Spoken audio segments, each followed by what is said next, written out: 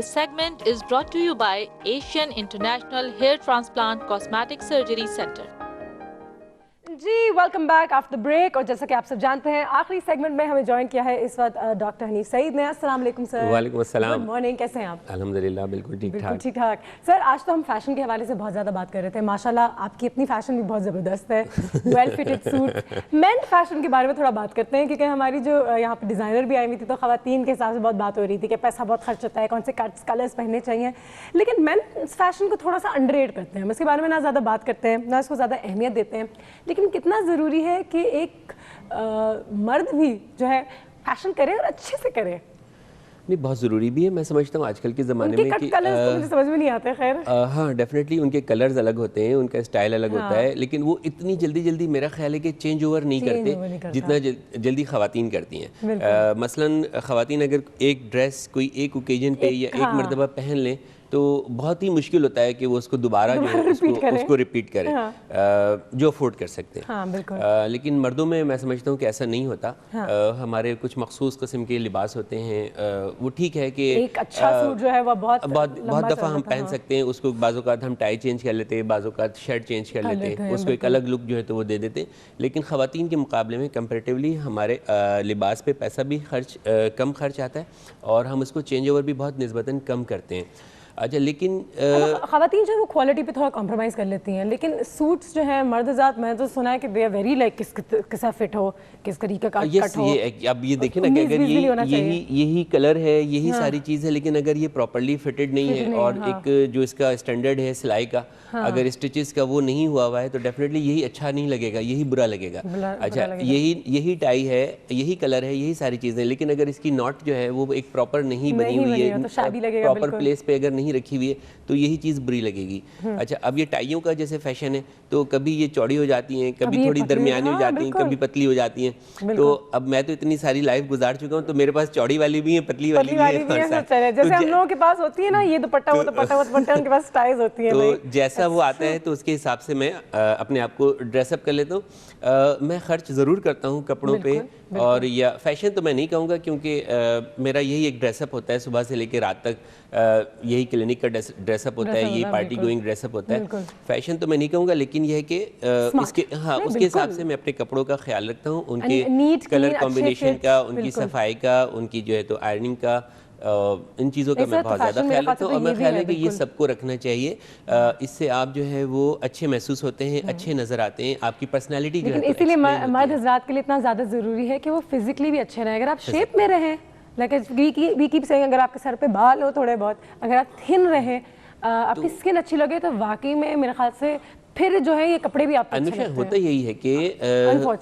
होता यही है कि यही एक सूट है ना, मेरी बॉडी अगर फिट है, अगर इसको फिट कहते हैं, या थोड़ा सा बाल प्रॉपरली बने हुए हैं, बाल प्रॉपर हैं, और यही सूट, यही शर्ट, यही टाई आपने मुझे पहनाई हुई है, यही सूट, यही शर्ट, यही टाई आप किसी एक ऐसे शख्स को पहना दें, मतलब जिसकी बॉडी फिटनेस में नहीं है, जिसके बाल जो है तो वो प्रॉपर नहीं है, तो मेरा ख्याल है कि ये मतलब इससे कुछ कम अच्छा लगेगा, इतना अच्छा नहीं। तो वो एक डिफरेंस होता है। तो आपका फैशन के लिए, आप या कपड़े पहनने के लिए और अच्छे कपड़े पहनने के लिए और कपड़ों में अच्छा नजर आने के लिए आपका इनर जो है, आपकी अपनी बॉडी जो है, पर्सनैलिटी जो है वो अच्छी होनी चाहिए, वो खूबसूरत होनी चाहिए, वो बैलेंस में होनी चाहिए, साफ सुथरी होनी चाहिए। इसीलिए आप लोगों से प्लीज़ दरख्वास्त है कि देखिए सबसे पहले जो है अपने फिजिकल और अपने हेल्थ पे थोड़ा सा ध्यान दीजिए, फैशन से भी पहले, हर चीज़ से भी पहले।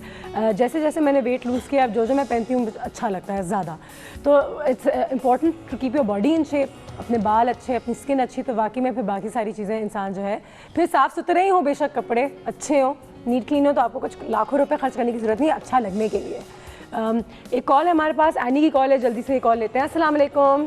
वालेकुम सलाम। कैसे मिजाज है? बिल्कुल ठीक, आप कैसी हैं एनी? क्या हाल? बिल्कुल ठीक हूँ, सीधा रब की शुक्रगुजारी के साथ कि जिसने कॉल देना था ये शुक्र है मौला का। और आज बात हो रही है फैशन की, अभी मैं डॉक्टर साहब से भी बात कर रही हूँ। हाँ जी बिल्कुल कीजिए। तो फैशन का ये नहीं है कि आप उसके जैसे ही फैशन शुरू हुआ तो आप उसकी लहर के साथ ही बह जाए। ऐसा फैशन करना चाहिए कि इंसान का बच्चा नजर आए, इंसान के बच्चा।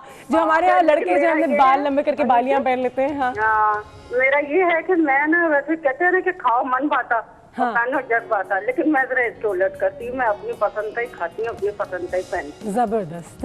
नो और प्रॉब्लम। मैं डॉक्टर साहब से बात कर लूँ? बिल्कुल जी बिल्कुल बिल्कुल। अस्सलाम वालेकुम। वालेकुम अस्सलाम। कैसे हैं आप? अल्हम्दुलिल्लाह। बहुत अच्छी आपकी बातें होती हैं। Thank you.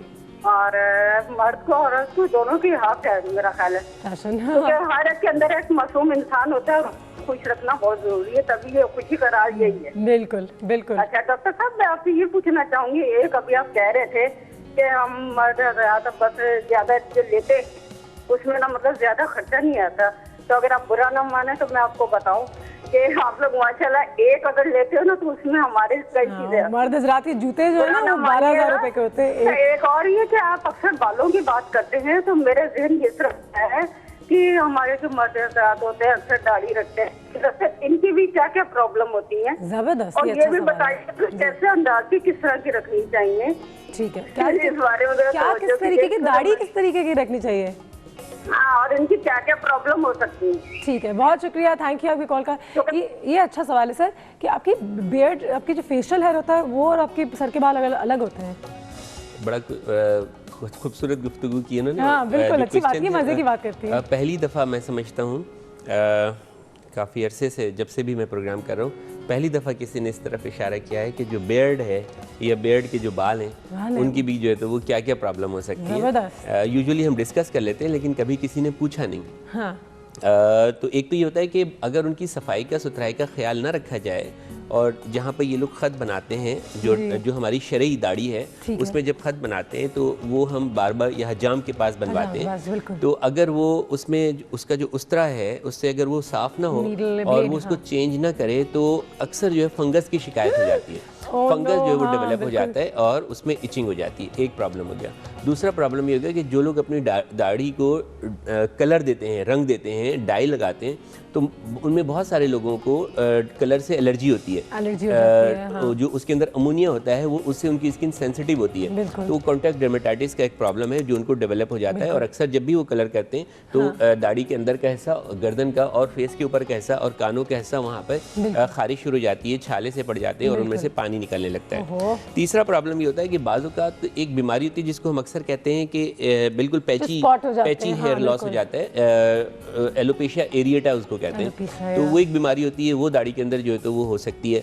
बाज़ लोगों की दाढ़ी के बाल भी जिस तरह सर के बाल गिरते हैं, कुछ वजूहात की बिना से वो दाढ़ी के बाल भी जो है वो गिरने लगते हैं, जिसकी वजह से ये। Sir how do you maintain दाढ़ी के बाल? इसका मतलब है वही ट्रीटमेंट जो अगर आप तेल लगाते हैं? वैसे इन बालों को बहुत ज़्यादा मेंटेन करने की ज़रूरत होती नहीं है, क्योंकि ये होते तो लॉन्ग लास्टिंग है। लेकिन ये एक्यूट जो प्रॉब्लम्स होते हैं इनकी वजह से ये टेम्पोररी गिरते हैं, और अगर ये गिरते हैं और इन प्रॉब्लम्स को सॉल्व कर लिया जाए, इनका ट्रीटमेंट कर लिया जाए तो फिर ये ठीक हो जाते हैं। मतलब ऐसा नहीं होगा कि एक ज़माने में किसी की दाढ़ी थी और कुछ अरसे के बाद उसकी दाढ़ी जो है तो वो बिल्कुल ख़त्म हो गई। वो एलोपेशिया एरिएटा की वजह से तो हो सकता है, लेकिन वो रिकरेंस है उसमें, मतलब वो ठीक हो सकता है। मेरे पास ऐसी बहुत सारी मिसालें हैं अल्हम्दुलिल्लाह कि जिसमें लोगों की दाढ़ी नहीं है। हाँ। अभी रिसेंटली लास्ट मंथ में मैंने हाँ, मूछें भी नहीं है, दाढ़ी भी नहीं है।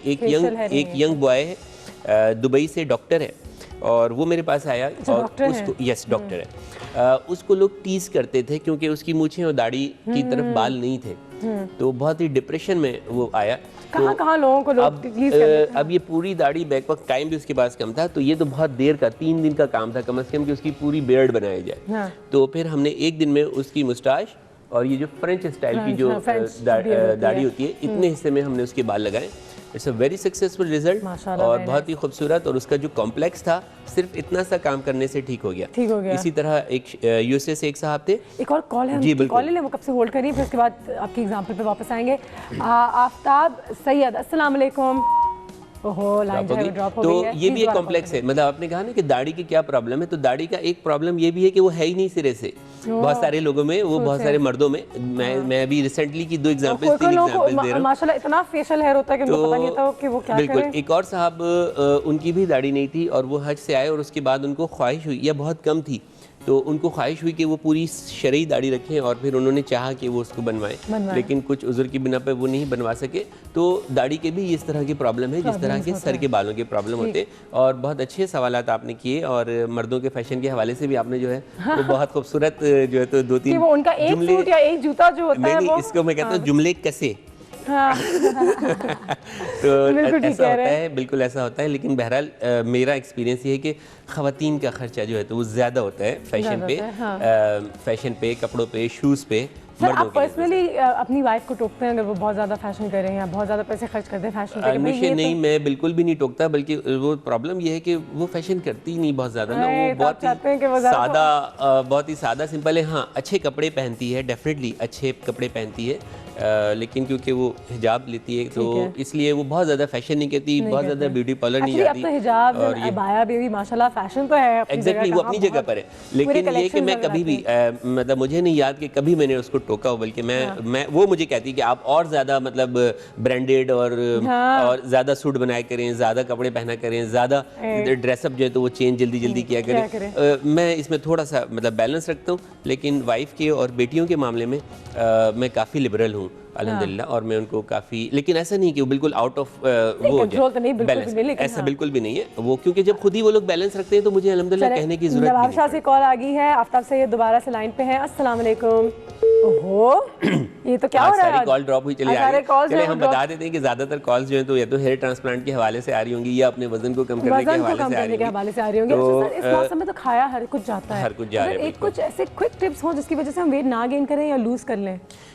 क्विक टिप्स तो यही है कि नहीं, गेन लूज करना एक अलग चीज़ है और गेन ना करना एक अलग चीज़ है। मैं हमेशा उनको दोनों को अलग-अलग करता हूँ ना, कि वजन को मेंटेन करना एक अलग सब्जेक्ट है और वजन को रिड्यूस करना एक अलग सब्जेक्ट है। अच्छा, मेंटेनेंस के हवाले से भी if you just want to maintain your weight, तो उसमें भी क्या मतलब कि कोई मेडिकल प्रोसीजर्स होती हैं या फिर कुछ पिल्स ली जाती हैं या फिर बस अपने डाइट का और एक्सरसाइज का ख्याल रखें? हाँ बिल्कुल, मेडिकल प्रोसीजर्स भी हो सकते हैं, पिल्स भी हो सकती हैं, अपनी डाइट और एक्सरसाइज का ख्याल भी रखें। लेकिन बेसिक चीज़ ये है कि अगर आप अपनी डाइट और अपनी लाइफ स्टाइल का ख्याल रखते हैं, हाँ, तो मैं समझता हूँ कि आप अपने वजन को प्रॉपर्ली मेंटेन कर सकते हैं। ठीक है, डाइट ऐसी होनी चाहिए कि first of all you should know कि how many calories you required per day, कितने हरारे की आपको एक दिन में ज़रूरत है। ठीक है, आप कितना फिजिकल काम करते हैं, फिर उसके बाद आपको पता होना चाहिए कि जो कुछ आप खा रहे हैं उसमें कितनी कैलोरीज हैं। ठीक है, मिसाल के तौर पे मैं ये समझता हूँ, थोड़ा मुश्किल हो जाता है कि किस मील में कितने। मिसेस खालिद की कॉल है, फिर हम इस पे जल्दी जल्दी कॉल लेते हैं। अस्सलाम वालेकुम। हेलो हेलो, अस्सलाम वालेकुम जी। अस्सलाम वालेकुम जी, मिसेस खालिद जी पूछिए। हाँ जी, मैंने क्वेश्चन ये करना था कि मैंने अपनी डाइट के मतलब क्वेश्चन करना था जी। डाइट ठीक है। हाँ जी, क्योंकि मेरा वेट ज़्यादा है थोड़ा, मैंने और बच्चों के बारे में थोड़ा मैंने डिस्कशंस करनी थी कि बच्चों को मतलब कैसे तरबियत में उसकी आप लोग हमें क्या टिप्स दे सकते हैं? अच्छा चलें ठीक है, अभी आपको बताते हैं। बिल्कुल वेट लॉस के हवाले से ओवर वेट है। देखें बेसिकली तो हम हेयर ट्रांसप्लांट और वेट लॉस के हवाले से बात कर रहे हैं। बच्चों का नहीं, मेरा ख्याल है कि बच्चों की डाइट के हवाले से पूछना चाहिए कि उनको कैसे हम तरबियत दें खाने की कि उनका वजन जो है वो बैलेंस रहे, बिकॉज ये चाइल्ड ओबेसिटी जो है वो इस वक्त दुनिया का, न सिर्फ पाकिस्तान का बल्कि पूरी दुनिया का एक बहुत बड़ा मसला है। तो एक सिंगल जो वर्ड है वो यही है कि आप उनको घर की सादा ग़िज़ा जो आज से हमारे ज़माना कह लें, कुछ अभी इतना पुराना भी नहीं हुआ, लेकिन जिस तरह हम लोग खाया करते थे कि एक बनता था खाना, बनता था, उसमें सारे बहन भाई जो है तो वो मतलब पूरी फैमिली वही एक खाना जो है तो वो खाया करती थी, और कभी कभी जो है तो वो बाहर के खाने खाए जाते थे या बाहर से कोई चीज़ लाई जाती थी। अब बिल्कुल जो है तो वो चेंज हो गया है। मेरे अपने घर में एक बच्चा कुछ और खाना चाहता है, दूसरा बच्चा कुछ और खाना चाहता है, ठीक है। तो एक सिंगल वर्ड में अगर हम ये कहें कि हम बच्चों की ओबेसिटी को कैसे कंट्रोल करें, तो हम उनकी जो ये वाली खाने की आदत हैं, बाहर के खाने की आदत हैं, खुसूसन फास्ट फूड कल्चर जो है, इसको अगर हम थोड़ा सा कंडेम करें तो मैं समझता हूँ बहुत सारे प्रॉब्लम्स पे काबू पा सकते हैं। सर बच्चों के हवाले से अगर है कि प्रॉब्लम्स होते हैं, क्या बच्चों के भी ऐसे रेयर केसेस होते हैं जहाँ पे बच्चों के बाल गिर जाते हैं या पैचेस में आ जाते हैं? मतलब एक छोटा सा ब्रेक लेते हैं, ब्रेक से वापस आते हैं तो बच्चों के बारे में भी थोड़ा सा डिस्कस करते हैं, क्योंकि उनकी डाइट में क्या होना चाहिए, should they start taking medication at early age, क्या उनको भी ये सारी हेयर ट्रीटमेंट्स की ज़रूरत होती है नहीं होती है? सारी चीज़ें जो हैं ये हम डिस्कस कर सकते हैं, लेकिन ऑब्वियसली एक छोटे से ब्रेक के बाद।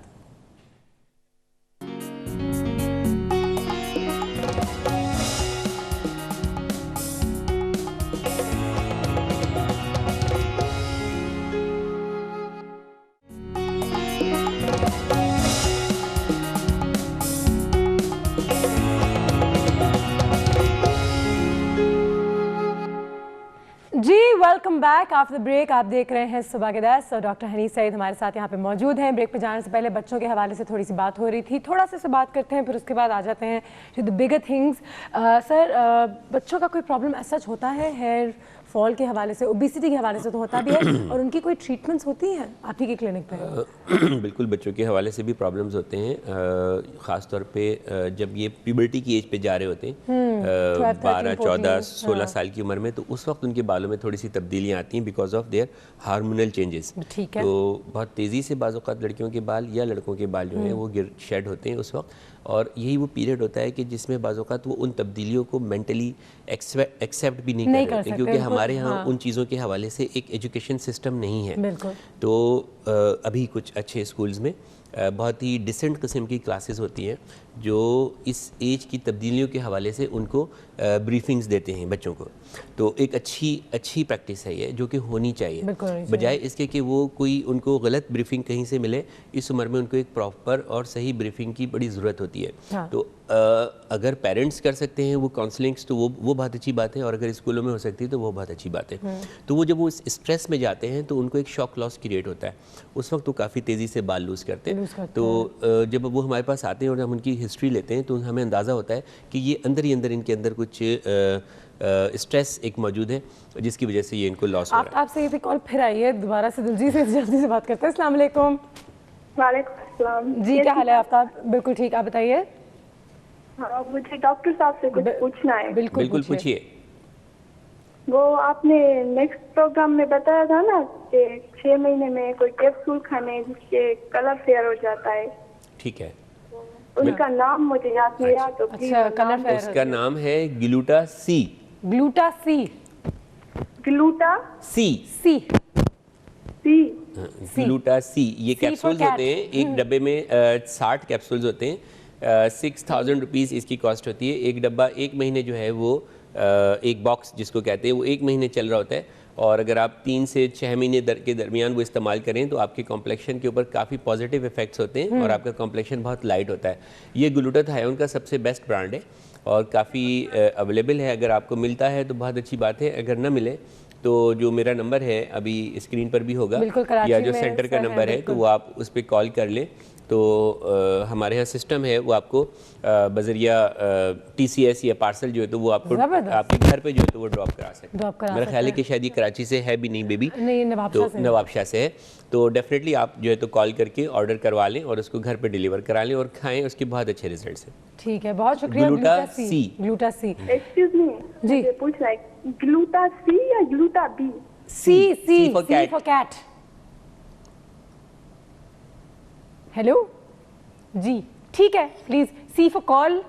अच्छा, मैं समझता हूँ कि ये ग्लूटा सी टेलीविजन पर भी अब ऐसा इंतजाम होना चाहिए जैसे वो नेट पर होता है ना, कि अगर आपको समझ में नहीं आ रहा तो जल्दी आप वो टाइप कर दें और वो स्क्रीन पे जो है बिल्कुल हो भी सकता है, हम बता भी देंगे। एक गोरा होना भी तो एक बच्चों का हम डिस्कस कर रहे थे, तो बच्चों के ये प्रॉब्लम्स आते हैं इस एज में, और भी बच्चों को प्रॉब्लम आते हैं। जो सबसे कॉमन प्रॉब्लम होता है वो उनके एक्नी डेवलप होना शुरू हो जाते हैं बेचारे, तो ये बड़ा डिप्रेसिव उनके लिए होता है। तो ये वाला जो टाइम है 12 से और कोई 14, 16, 18 साल की उम्र का जो बच्चों का टाइम होता है, ये बहुत ज़्यादा तवज्जो मांग रहा होता है। पेरेंट्स की तवज्जो भी मांग रहा होता है, उनके जो और दीगर फैमिली मेंबर्स हैं, अगर बड़े बहन भाई हैं तो वो उनको उनकी बहुत ज़्यादा जिम्मेदारियाँ आयद होती हैं कि अगर छोटी बहनें हैं तो बड़ी बहनों की बड़ी जिम्मेदारियाँ आयद होती हैं, और अगर बड़े भाई हैं तो उनके ऊपर अपने छोटे भाइयों की जिम्मेदारियाँ आयद होती हैं कि वो उनको इस एज में एक प्रॉपर गाइडलाइन प्रोवाइड करें।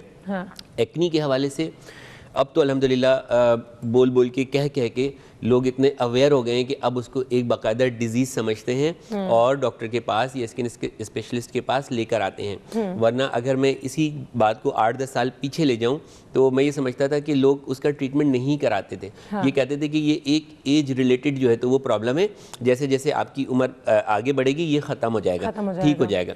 बात काफ़ी हद तक ठीक है, लेकिन जब वो ख़त्म तो हो जाएगा, लेकिन अपने पीछे नाकाबिल तलाफ़ी नुकसानात जो है स्किन को वो पहुंचा के चला जाएगा।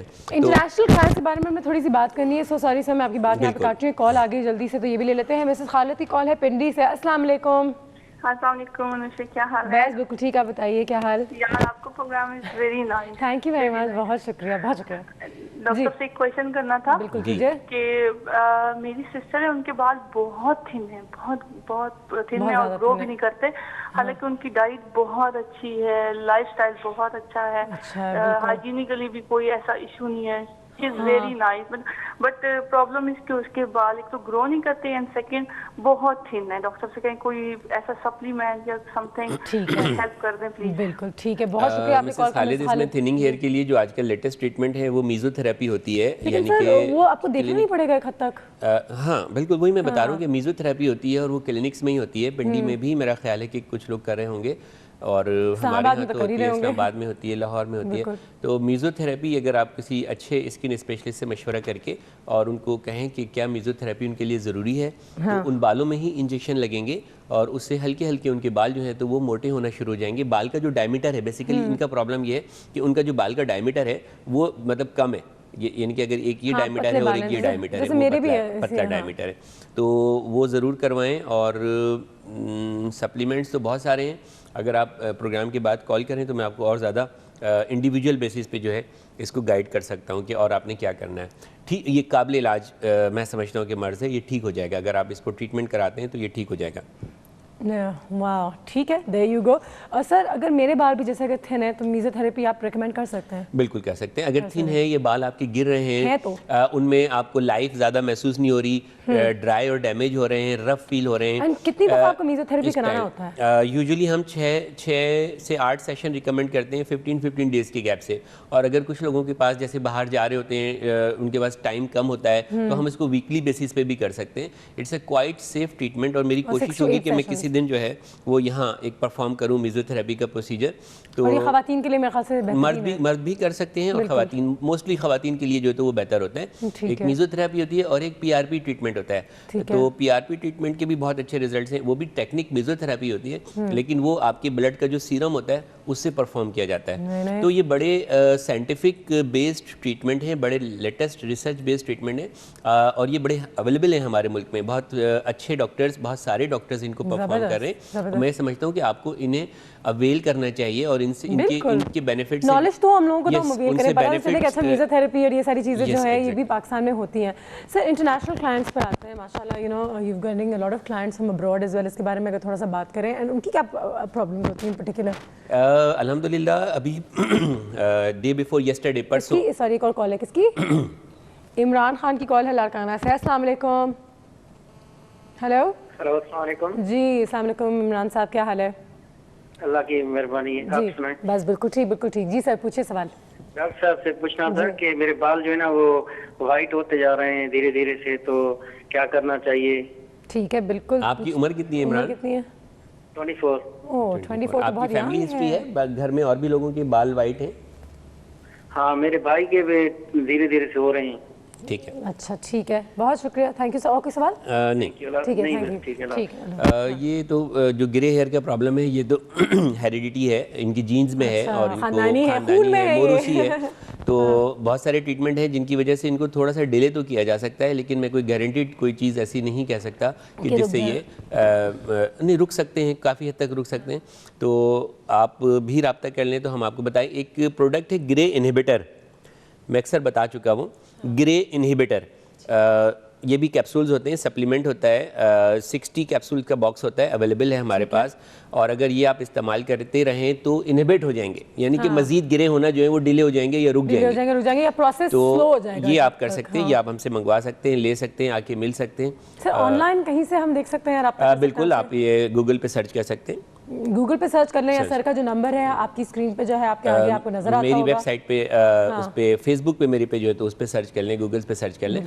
बात हम कर रहे थे इंटरनेशनल क्लाइंट्स की, तो ये बड़ा अल्लाह का करम है कि पाकिस्तान को जहाँ अल्लाह ताला ने और बहुत सारी खूबियों से नवाजा है, वहाँ जो पाकिस्तान के डॉक्टर्स हैं वो पूरी दुनिया में एक मतलब जाने और पहचाने जाते हैं। अभी डे बिफोर यस्टरडे हमारी हेल्थ चैनल पे एक सर्वे रिपोर्ट आई थी और उसमें उन्होंने ये कहा था कि पूरी दुनिया, पाकिस्तान में हेयर ट्रांसप्लांट कराने के रुझान में बहुत तेज़ी से इजाफा हो रहा है।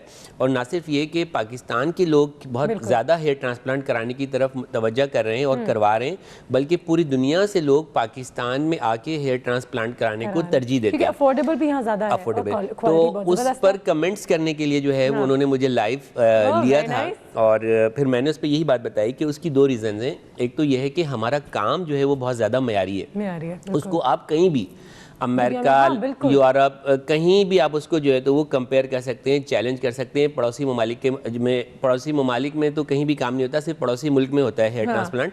बाकी दीगर जो पड़ोसी ममालिक हैं वहाँ पे हेयर ट्रांसप्लांट नहीं होता। आप मेरा इशारा समझ गए होंगे, ठीक है? तो वो आप उसको पूरी दुनिया में कहीं पे भी कंपेयर कर सकते। कम से कम मैं अपने बारे में और मेरे तो अच्छे जो पाकिस्तान के लिए भी बहुत अच्छा हुआ भाई। इनडायरेक्टली हमारे डॉक्टर्स जो है माशाल्लाह वो इतने पूरी दुनिया में पाकिस्तानी डॉक्टर्स की बहुत इज्जत की जाती है। दूसरी बात ये कि हमारे यहाँ थोड़ी सी लेबर कॉस्ट जिसको हम कहते हैं, जो हमारे टेक्निकल स्टाफ है, कंपैरेटिवली वो कॉस्ट हमारी कम होती है। एडमिनिस्ट्रेटिव कॉस्ट दुनिया के मुकाबले में हमारी कम होती है, तो इसलिए हमारे चार्जेस जो हैं वो पूरी दुनिया के मुकाबले में रीज़नेबल हैं। इसका ये मतलब हरगिज़ नहीं है कि अगर हम कम पैसों में हेयर ट्रांसप्लांट कर रहे हैं तो हमारा काम गैर मेयारी है। ये बिल्कुल 2 अलहदा चीज़ें हैं। इंतहाई मेयारी काम है और इंतहाई रीज़नेबल चार्जेस में हेयर ट्रांसप्लांट पाकिस्तान में होता है। अब इसके 2 फ़ायदे, बड़े फ़ायदे। एक तो ये है कि जब पूरी दुनिया से लोग आते हैं और वो ये काम यहाँ पे कराते हैं, लाहौर में आते हैं मेरे पास, कराची में आते हैं और मेरे दीगर दोस्तों के पास इस्लामाबाद में आते हैं, तो जब ये काम यहाँ पे कराते हैं तो वो एक रेवेन्यू जो है तो वो अपने साथ लेकर आते हैं। ठीक है, एक बहुत बड़ा रेवेन्यू जो है तो वो हम जनरेट करते हैं। सिर्फ एक इंडस्ट्री की शक्ल इख्तियार करता जा रहा है हेयर ट्रांसप्लांट। अच्छा, दूसरा फायदा क्या होता है कि जब जैसे जैसे काम बढ़ता चला जा रहा है तो जो हमारा पैरामेडिकल स्टाफ है उसके लिए अच्छे रोज़गार के मौके और एक अच्छा जो सैलरी पैकेज है या जो भी उसकी अच्छी ज़िंदगी गुजारने के मौके, उनमें बहुत तेज़ी से इजाफा होता जा रहा है। तो ना सिर्फ ये है कि हम पाकिस्तान के लिए एक अच्छा रेवेन्यू जनरेट कर रहे हैं, अच्छा हेयर ट्रांसप्लांट क्रिएट करके, बल्कि उसके साथ साथ हम यहाँ बहुत सारे लोगों को एक अच्छा रोजगार जो है तो वो फराहम करने के लिए कोशिश है। तो और प्लस पूरी दुनिया में जो पाकिस्तान का नाम, आप हाँ बिल्कुल, ये तो बहुत ज़्यादा मेरी आंखों में ज़रूरी है, क्योंकि ये वो जादू है ना, ये सर चढ़ के बोलता है। मैं हमेशा कहता हूँ कि ये क्या है, हेयर ट्रांसप्लांट क्या है, मैं कहता हूँ ये वो जादू है जो सर चढ़ के बोलेगा। तो जहाँ भी वो क्लाइंट बैठा होगा और वो उसे ये क्या हुआ, कैसे हुआ, कहाँ से हुआ, जब कहेगा कि वो जी मैंने पाकिस्तान में या तो आप यकीन करें कि मुझे जब ये कमेंट्स मिलते हैं या फेसबुक पे आते हैं तो मुझे वो जो पैसे मैंने लिए होते हैं ना उनसे कहीं ज़्यादा खुशी होती है। और आई एम प्राउड टू से कि अल्हम्दुलिल्लाह मैं nowadays more than 60% of my clientele, more than 60% वो जो है तो सारा फॉरेन से, बाहर से। आज अभी मैं जाके जो करूँगा, आई थिंक आप आईडी कार्ड चेक करें, उनका पता यहाँ का है, तो अभी मैं जाके जो करूँगा तो उसमें एक क्लाइंट मेरे पास ईरान से है और एक जो है तो अमेरिका से। जबरदस्त। चले सर, आप तो ऐसी काम करते रहे, दो क्लाइंट हैं और दोनों जो है तो करते रहे। और सबसे अच्छी बात जो मैं हमेशा सर के बारे में कहती हूँ वो यही है कि इंटेग्रिटी के साथ भी काम होता है। तो माशाल्लाह अल्लाह मियां सक्सेस, पैसा सब कुछ उस इंसान को दे देता है जो ऑनेस्टी से अपना काम करे। और सर में वो क्वालिटी मेरे ख्याल से सबसे पहले है कि very honest with his client. Thank you sir, thank you very much. यहीं पे आज का सेगमेंट खत्म करेंगे and well there you go, the segment also ended और शो का टाइम भी तकरीबन खत्म ही हो गया। This segment was brought to you by Asian International Hair Transplant Cosmetic Surgery Center. Okay जी, इसी के साथ आज का शो यहीं पे ख़त्म करते हैं। अब आपसे मुलाकात होगी कल। अपना बहुत ख्याल रखिएगा। फैशन में यकीनन पैसे जो हैं खर्च करें, लेकिन संभल के, देखभाल के और एंजॉय कीजिए अपने आप को। अच्छे कपड़े पहनना स्पेशली इन दिस मौसम क्यों नहीं कर सकता इंसान, करना चाहिए। Feel good about yourself, look even better और अपनी सेहत का तो तकरीबन ख्याल रखना ही है। ठीक, इसी के साथ इजाज़त, मुलाकात कल। Take care, have a very good day. अल्लाह हाफिज़।